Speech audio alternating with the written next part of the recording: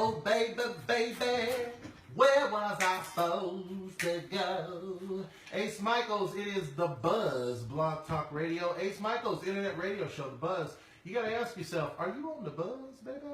Are you on The Buzz? So I was in Memphis. Let it sink in. A place where you should be able to go eat some barbecue and have no drama. However, I'm there this weekend. Some guy shoots a cop. No, he shoots people. Forget the cop part. He shoots the people first. 3 people get shot. Then he shoots a cop. Kills the cop. Tries to drive off. Police. Dogs, horses, the whole helicopter. Okay, bam. He's in jail. Then, on the way back, my flight stops at Dallas at the Love International Airport. Dallas Love International Airport, whatever. And so we go there. Guess what? Here's a guy this morning. Shows up there, shooting up the place. First up, what the hell? Don't you know that the one place there's going to be cops and police is at the damn airport? Hello? You got to know that you're going to get caught with a gun at an airport, right? Okay. That happens. Let that sink in. Point is not that Ace Micheals is a gun and cop magnet and wherever I go you can expect there to be a shootout. That's not the point. The point is that the world just isn't what it used to be. You know?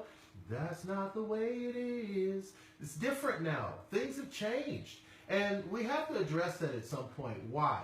Why is it that people think it's okay to go shoot up places now? Like, what in the world? Nobody used to shoot up a place like this. Just didn't do that. My days, I'm trying to think of what kind of like mass killings we had. They were more like Kool-Aid type of thing, like something that made a little bit more civil way to kill a bunch of folks. You know, have a party, lace the Kool-Aid with cyanide. Everybody gets their drink on and they fall asleep. Not so bad. This new kind of killing massive people, I don't know so much about that. So today on the show, remember, by the way, you can always email. If you have an idea, you want to say something about it. We're not always on Facebook Live, but if you want to email the show, you can. The email is beyondthebuzz@yahoo.com. You can say whatever you want. I'll read your email over the air. I don't care. You can always do that. And if you're still listening to our regular call-in blog talk show, you can always call in the show. The number is on the bottom of the screen, so you can do that. Because we want this to be a forum where you get to speak your mind.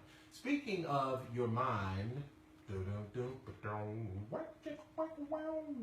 my guest today is an amazing musician I've known for several years here in Las Vegas. He's just like, you know, they say like the cat's meow, the bee's knees. He's all that and more. Welcome to the show again, my friend. He's been on the show before, but this is the first time on the video show. Yes, sir. Welcome, time. my good friend and fellow musician, Mr. Jozev Castano is here today. Hi there, audience. Hey. And how are you, my friend? Enough about this violence. We're going to get back to it, but what's going on in your world? Just trying to stay busy, you know, and try and, you know, do everything I can just to stay active. The older you get, you know, the more you want to stay active, because then your body tends to freeze up and joins as you get older. But anyway, just doing teaching, doing solo gigs, doing band corporate gigs, doing all kinds of different venues, you know, nylon, flamenco, gypsy, sonic, you know, jazz kind of stuff. And if it's with a band, then we do the R&B, Cali old school stuff. But yeah, just trying to stay busy with whatever I can get kicking in. But now, first off, your body's not freezing up. I mean, you are doing freaking good. Like, I don't know how old you are exactly. You might actually be like 54. Immortal, but you're like, yeah, man, you're like doing it. You know what I'm saying? So you're not having that problem. That's for sure. You're out there doing gigs and you're writing music. Yeah. You just put out a new album, or you're working on Actually, a new there's album. two of them coming up. Okay. Sorry. By the end of summer, they should be out. And it should be Sorry, on. my bad. Should be out on you know, all your internet hookups. You know. Yeah. So you got two new albums coming out, Right. and you have a band. You have at least one band that you're doing. Yeah. Right now, the band I've always had, it's called Castano, and the Upfront band. The Upfront being my members, which Right. are just awesome players. They're very kind of style and finesse. They're just great players. But you're a teacher also. You give lessons. Yeah, and yeah. So I teach all kinds of, well, mainly guitar, keyboard, bass, percussion. Don't do no horns, but mainly the string instruments. Got all that covered up. Mhm. And you had, for a while, you had a show in Vegas. I never got to see. I was disappointed that I haven't seen it yet. You had a Santana tribute show. Yeah, that you yeah. were It doing. was I like that actually. show, man. I was hooked up with this friend of mine, and he hooked up tribute shows, not just Santana, everything, you know, Mhm. Eddie Van Halen, whatever, all these kind of different shows, and then he used to market them to different venues around California, New Mexico, Arizona, some in Vegas, and basically just doing, in my case, it was a Santana tribute. Nice. And we used to do kind of like a Latin tribute thing where it would be like Gloria Estefan, Ricky Martin. Okay, you leave those ones out, but Santana was. I'm with that. You were talking me off the thing for a second. Ricky Martin and Gloria Estefan. Yeah, that was the Latin No. tributes. Yeah, because Why them? there were like 5, maybe 6 different acts, and I was one of them. And then a couple of times I just did by myself, and I was in New Mexico at a couple of casinos down there. Why not like Luis Miguel or Thalía? Like why Ricky Martin? Luis Miguel. Why Estefan?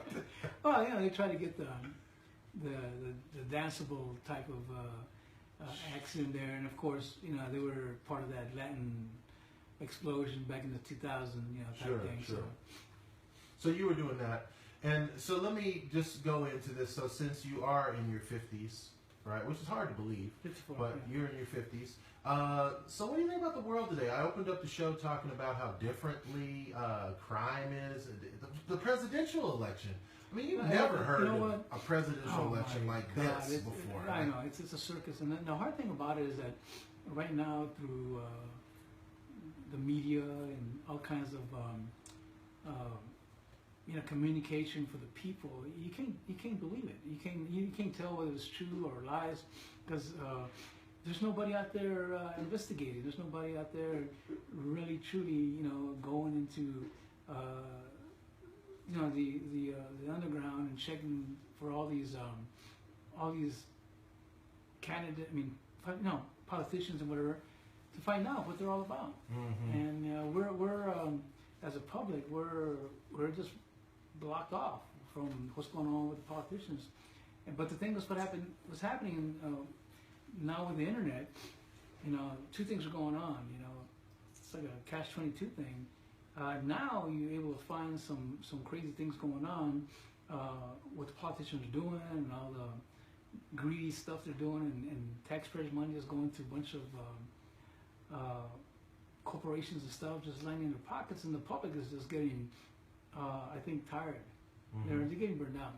And I know back in the 60s, you know, growing up, there was protests all the time, you know, by students, college students, Of course. for the Vietnam War and all that, and a lot of protesting did iron a lot of stuff down, but the protesting we have now, it's just minimal. It's not for the amount of people that we have now in the States. The protesting is not as great as it used to be. People are not being that patriotic to go out there and stand for what they believe in. Instead, they say, well, you know, somebody else will do it.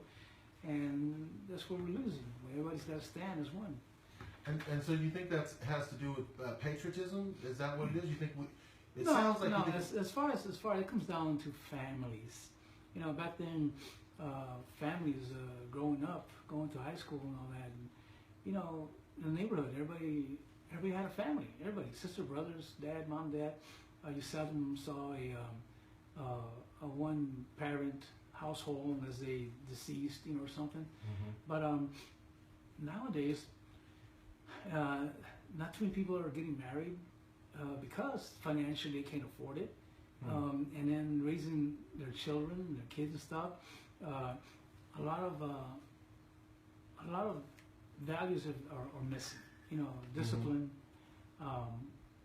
morals, and believing in something.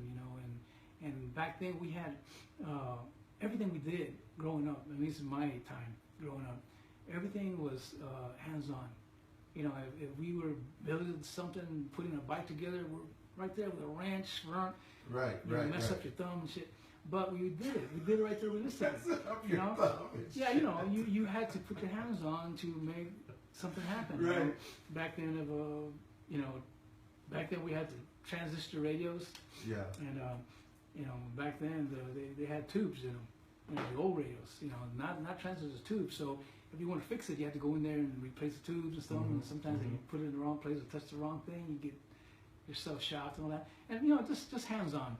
Nowadays, these kiddos, man, they're growing up without that. Everything is kind of like a non-reality thing with the games and the video stuff and everything they're seeing. And it's not like they're got any ambitions, to go and study and become something. They see too many of these reality shows where they're going from here to want to be millionaires, or here to be the spotlight, whatever, but yet they don't have no experience. You want to be in my case, you want to be a musician or a vocalist.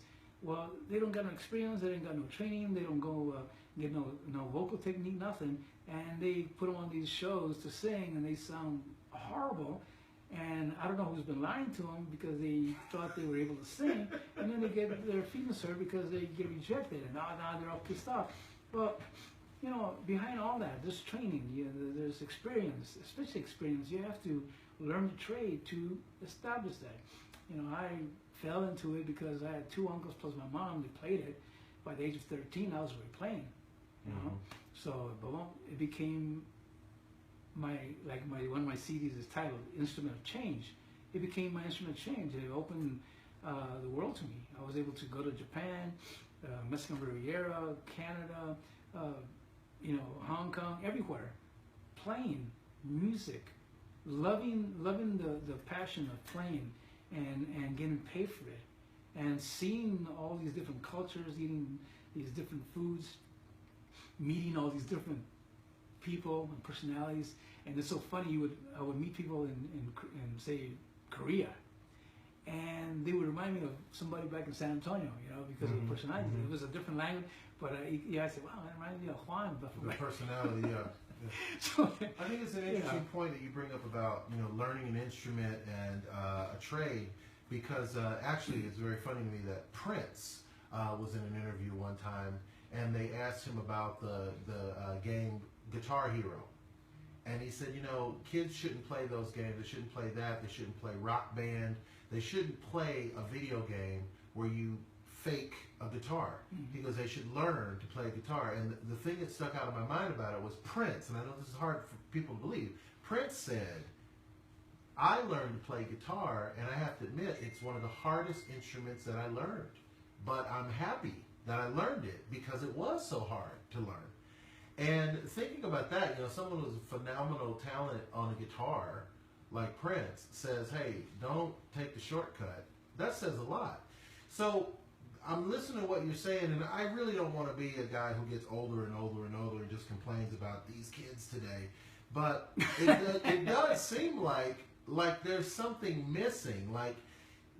There was something about what we had. Like when I think of my childhood and my teenage years, there was a great sense of community that when I look at teenagers today, I don't see that same sense of community that I respond to from when I was a kid. If we wanted to have a chat room, that meant 5 of us sitting around a room talking. That was a chat room, and we really knew each other. We had to know each other. We had to know each other's family. If you got in trouble in my old neighborhood, Kansas City, Missouri, Mrs. Baker could give you a spanking, you know, Oh, yeah, and in your mom school, would sign off on it, you know. Yeah, I remember in the schools, the principal and some of the teachers had their paddles kicking in, and they would set the example. If you had one of those students that could fool, they take them. You hear them right around outside the door, getting their ass spanked and yelling up the storm, and that would put a note, you know, on the students over here listening to that. Oh man, okay, I need to be straight on this. Yeah. You know, and the thing is, they all felt that was you know, severe punishment and all that. But you know what? Somewhere along the line, there has to be some kind of discipline. You know, back then we had things where growing up, once you turn 18, you had to sign up for the draft. Yep. And Scared to death, and then in I some mean. cases, some were from as soon as they got out of high school, kicking in, and they learn how to, you know, respect other people's, you know, privacy and this kind of thing. And nowadays, man, it's like everybody wants to know your business. Mm-hmm. Everybody. Mm-hmm. It's not like you know. No, everybody wants. That's why all these internet and Twitter and what all these things. That's why they're so popular, because they're all getting into your business. You know, it's interesting. No, it's true, and it's funny because, you know, here I have an internet talk show, but what's interesting about what you're saying is that I can remember the day that I learned to log on. I remember we used to have Earthlink, and you used to have to wait for the dial-up situation. So I remember the day when, after many, many unsuccessful attempts, I finally figured out how to log on the internet. Now, very shortly after that, I discovered porn like I'd never seen before. I discovered opinions like I'd never seen before. I didn't know people could say some of the crass things that were being said about people before the internet. Yeah. And this all happened with me in the span of a very short amount of time, right? I found there was more accessibility than there had ever been. All I had to do was, if someone said a name, all I had to do was remember that name, go home, type it in on my internet, and I could find out something about that person that I didn't know. Now, that was a long time ago. The internet's been around for, what, 10, 15 years already? So if you think about someone who was born today, 15 years from now, how disenfranchised are they going to be with society if they just grow up on the internet? Yep. Yeah, it's something we really have to think about. We have to address. We're going to run out of time for this show, so we won't get to cover all this. But we want to talk about you and music. So how do people reach you if they want to find out about where the band is playing, your website, and all that stuff? I'm on Facebook, Jozev Castano. You know, that's my name. And you can also put Castano, you know, just straight Castano, band. And you can go in there on Facebook and boom, it'll show up. I always post where I'm playing, you know, what shows are coming up. I'm also on YouTube. You put the name on YouTube. You see all my videos and some that I download from you. Yes, sir. And photos and everything. It's all in there. You can email me at Yahoo. My music will be on iTunes. What's that one? Crybaby, Amazon. CD Baby. Hmm? CD Baby? CD Baby. What did I say? Crybaby? Crybaby would be a new one. After you That's just the said it wall now, pedal, okay. some guy in Silicon Valley is like, heck yeah! Crybaby! Yeah. So anyway, Right. so yeah, it'll be in all those, you know, internet websites. And right now, I finished with one CD. I'm down about 4 more tunes left on my second one, and I'm putting them out both at the same Nice. time. They're also going to be going to a friend of mine in San Antonio who's going to be sponsoring me for the purpose of getting sponsored for the Musicians Association for the Grammys. Oh, And nice. I got to do that like by the end of the summer, so I can be qualified. And it's everything. It's not just, you know, music band. I'm doing movie sound scores. I also do a side thing where I repair guitars. I've been doing this for years. So you know, I have a lot of musicians that bring me their guitars, repair them, stuff like that, and pretty cool. You know, it's fun. Hey, you guys, check out Jozev's show. If you haven't seen him live, it's a really good show. He's got a great band of superior musicians, and they're playing everywhere. You don't lose anything. You go see him. And then check out his website. Make sure you communicate with him if you're a booking agent. You can't go wrong. I'm telling you, the guy is hot. Thank you for joining the show. Thank you for being a guest, Jozev. Thank you, and sir. thank you for being a guest, y'all. Have a great day.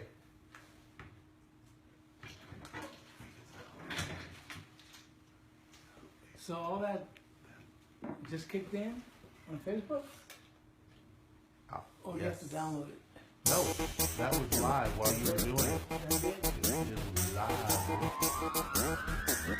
live.